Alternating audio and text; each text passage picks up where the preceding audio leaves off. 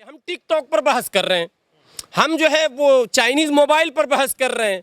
तो भाई सरकार नहीं जिम्मेदार है कि हम क्यों मजबूर हैं कि हम ओप्पो वीवो खरीद रहे हैं। आपने भारत इतने दिनों से आप नारा दे रहे थे made in India, make in India, आपने वो शेर बनाया था, वो सिंबल भी याद है। कहाँ है मेक इन इंडिया? बाजार में जब अच्छी चीज आप देंगे तब ना हम खरीदेंगे। मैं आज एक अपना मोबाइल तोड़ दूं, मैं घर से लाके टीवी तोड़ दूं, ये दृश्य भी आपने देखा होगा, भारत में शुरू है, लोग तोड़ रहे हैं, लेकिन वो एलईडी हमने कमाकर खरीदा साहब, मेरी गलती नहीं है। आपके जो शॉप्स हैं, जो शोरूम्स हैं, उसमें कोई इंडियन आइटम्स ही नहीं है, तो मेरी तो मजबूरी है ना कि चीप एंड बेस्ट जो समझ में आता है। और फिर भारतीय चैनल जो रात दिन मैंने पढ़ रही है मोदी चालीसा, मैं उस चैनल से पूछता हूँ, उसी सामग्री का विज्ञापन भी दे रही है चैनल। सारे मैंने वो चीन द्वारा निर्मित सामग्रियों का आप विज्ञापन भी दे रहे हैं, तो हम तो ऐसे भी प्रभावित हो रहे हैं, हमारे बच्चे तो वही देख रहे हैं साहब। ए से लेकर जेड तक आप सारा सामग्री जो चीन में निर्मित होता है और भारत में एक्सपोर्ट करके भेजा जाता है, उसका विज्ञापन भारतीय चैनल दिखा रहा और सरकार की वाहवाही भी साथ में कर रहा।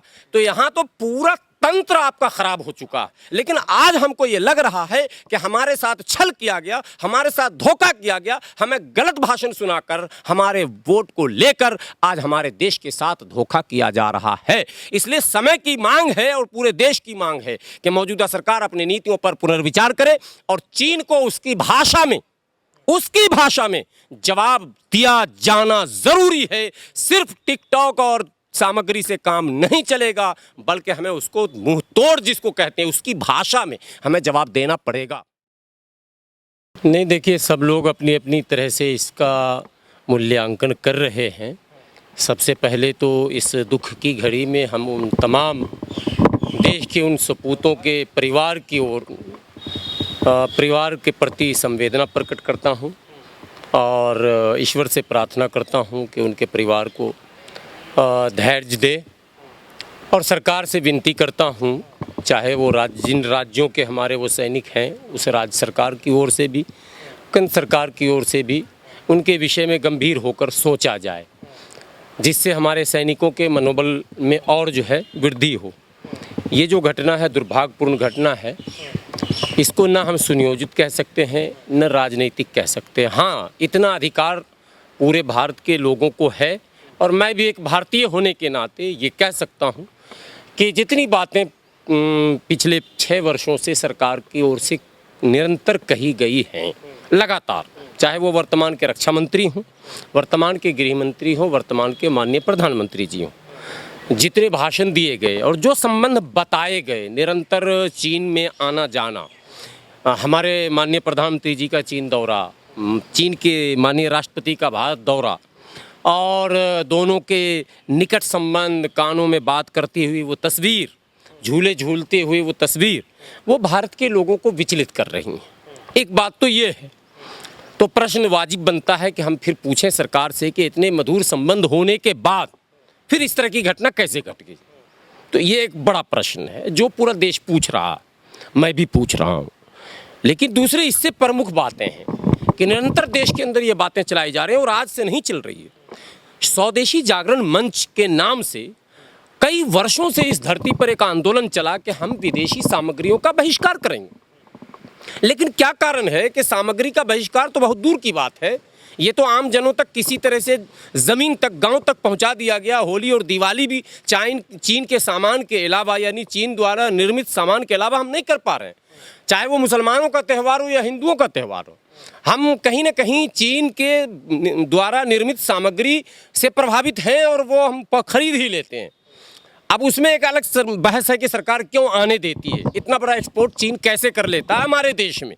लेकिन सरकार के द्वारा जो काम किया जा रहा, अभी जो 1126 करोड़ का टेंडर दे दिया गया, जो टनल बन रहा, वो भी भारत की राजधानी में, भारत की राजधानी दिल्ली में, जो आपको पता है वो अशोक नगर से जो जा रहा है मेरठ की ओर रैपिड मेट्रो, उसमें जो लगभग 5.6 किलोमीटर टनल है, उस टनल के निर्माण की जो जिम्मेदारी है, उसका जो ठेका है, वो शंघाई की कंपनी, चीन की कंपनी को दिया गया है, जो 1126 करोड़ का है।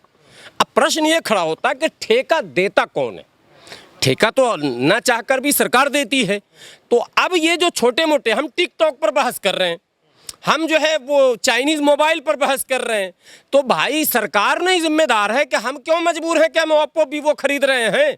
आपने भारत इतने दिनों से आप नारा दे रहे थे made in India, make in India, आपने वो शेर बनाया था, वो सिंबल भी याद है। कहाँ है मेक इन इंडिया? बाजार में जब अच्छी चीज़ आप देंगे तब ना हम खरीदेंगे। आप आटा रखेंगे जो पूरे, मैं गांव का हूँ, गांव के 10 दुकानों में आटा खरीदने जाता हूँ, भाई जो दुकानदार रखेंगे आखिरी में वही खरीदेंगे हम। दुकानदार को हम तो दे नहीं सकते, दुकानदार को जो देता है तो उसको, उसकी जिम्मेदारी बनती है कि वो शुद्ध, सही और स्वदेशी ये सारी चीज़ें दे। और ये निगरानी जो है सरकार करती है, उसका पूरा एक मंत्रालय है।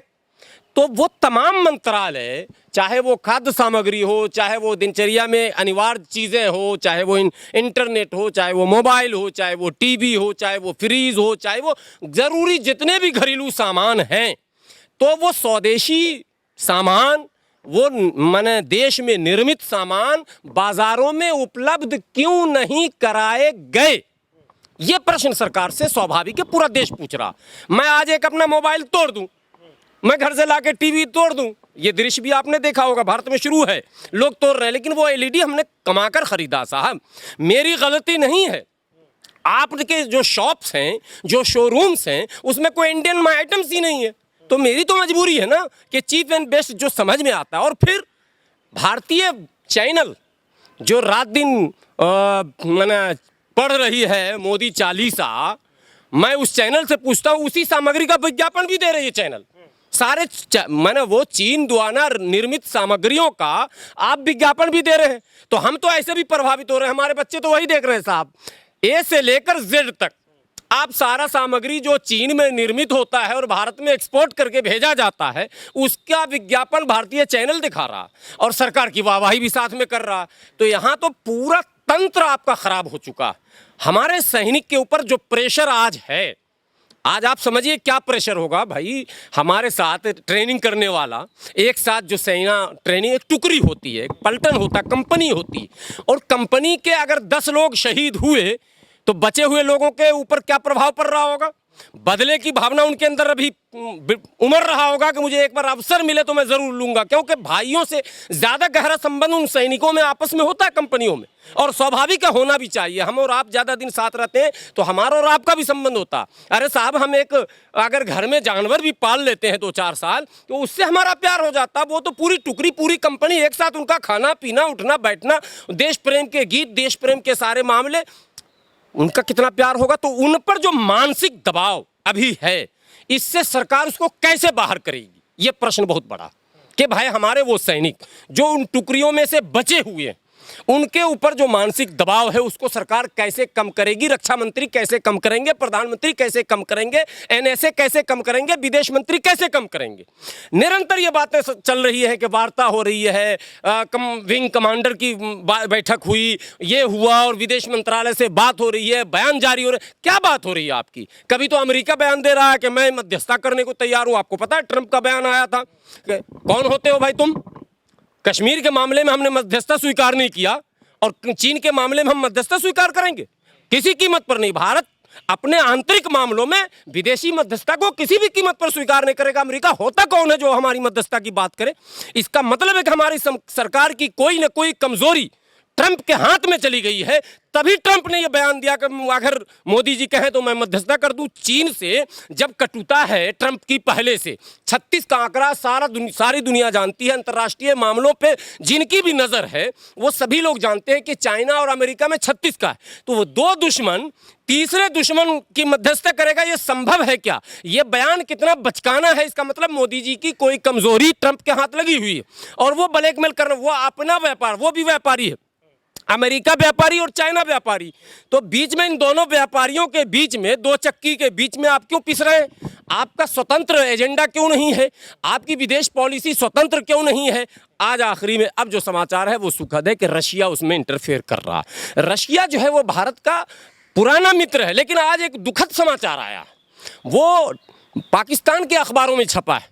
पाकिस्तान के विदेश मंत्री का बयान आया है कि रशिया से उसे दीर्घकालिक संबंध स्थापित करने के लिए उसने निमंत्रण दे दिया। देखिए कैसे घटनाक्रम बदल रहा। जो पाकिस्तान अमेरिका के तलवे चाटता था, वो पाकिस्तान अब रशिया की तरफ क्यों भाग रहा है? इसलिए कि भारत का परम मित्र रशिया था और भारत ने रशिया को छोड़कर अमेरिका की गोद में जाकर बैठना पसंद किया। पाकिस्तान ने मौके की नज़ाकत को समझते हुए रशिया को निमंत्रण भेज दिया मित्रता की, और दीर्घकालिक शब्द लगा दिया, यानी लंबी मित्रता मैं चाहता हूं। तो अंतर्राष्ट्रीय मामलों पर नजर रखने की आवश्यकता थी। इतने अनुभवी कहे जाने वाले एस जयशंकरन विदेश मंत्री, जो कई देशों में राजदूत की हैसियत से काम कर चुके हैं, विदेश मामलों के बड़े जानकार कहे जाते हैं, और फेल हो रहे हैं। क्यों फेल हो रहे हैं? देखिए, जब विदेश मंत्री हो या कोई भी पदाधिकारी हो, जो मुखिया होता है उसकी जो सोच होती है वो सारा सर्कल उसी के दायरे में घूमता है। आज हमारा जो मुखिया है, इनकी सोच में कहीं ना कहीं खोट है, और इनके कथनी और करनी में जमीन और आसमान का अंतर दिख रहा है। सर, आप इसको कैसे देखेंगे कि लगातार चीन जो है भारत के ऊपर लगातार ऐसे कई बार हमले देखने को मिले हैं कि अपने आंखें लगातार दरेड़ता रहा है, लेकिन जो भारत में जो लोग हैं, जो सत्ता में बैठे हुए लोग हैं, हम प्रधानमंत्री नरेंद्र मोदी की बात करें, चाहे रक्षा मंत्री की बात करें, लगातार कहते हैं हम लाल आंखें कर देंगे, हम भी सीना 56 इंच का सीना है, हम भी दिखा देंगे, हम भी मुंह तोड़ जवाब दे देंगे। लेकिन क्या अब अभी भी नहीं लगता कि अब वो समय आ गया 56 इंच का दिखाने के लिए, चाहे मुंह तोड़ जवाब देने के लिए, चाहे लाल आंखें दिखाने के लिए? कब वो समय आएगा? 2004 से 2014 तक यूपीए की सरकार थी। इन 10 वर्षों में पाकिस्तान के ओर से और चीन की ओर से छोटी मोटी घटनाएं हुई हैं। उन तमाम छोटी घटनाओं को लेकर वर्तमान के रक्षा मंत्री, उनका वीडियो है ऑलरेडी रिकॉर्ड में जो चल रहा, अब सोशल मीडिया पर वो चलने लगा, उस मौजूदा सरकार को, उस समय की सरकार को, तत्कालीन सरकार को बुरी तरह लपेटे में लिया। आप बुज़दिल हो, आपके बस का नहीं है, आप देश बचा नहीं सकते हो, और पाकिस्तान की क्या औकात है और चीन की क्या औकात है, मैं यह कर दूंगा, मैं तो अब लोग ये प्रश्न कर रहे हैं, साहब हमने इसी बात पर तो आपको वोट दिया था। हमने सत्ता इसलिए सौंपी थी कि हमें यह लगा था कि ईमानदार नेतृत्व, मजबूत नेतृत्व, हिम्मत वाला नेतृत्व और दूरदृष्टि रखने वाला नेतृत्व हमको मिलने जा रहा है, और सही समय पर सही निर्णय लेने की क्षमता रखने वाला नेतृत्व मिलने जा रहा। लेकिन आज हमको ये लग रहा है कि हमारे साथ छल किया गया, हमारे साथ धोखा किया गया, हमें गलत भाषण सुनाकर, हमारे वोट को लेकर आज हमारे देश के साथ धोखा किया जा रहा है। इसलिए समय की मांग है और पूरे देश की मांग है कि मौजूदा सरकार अपनी नीतियों पर पुनर्विचार करे और चीन को उसकी भाषा में जवाब दिया जाना जरूरी है। सिर्फ टिकटॉक और सामग्री से काम नहीं चलेगा, बल्कि हमें उसको मुंह तोड़ जिसको कहते हैं उसकी भाषा में हमें जवाब देना पड़ेगा।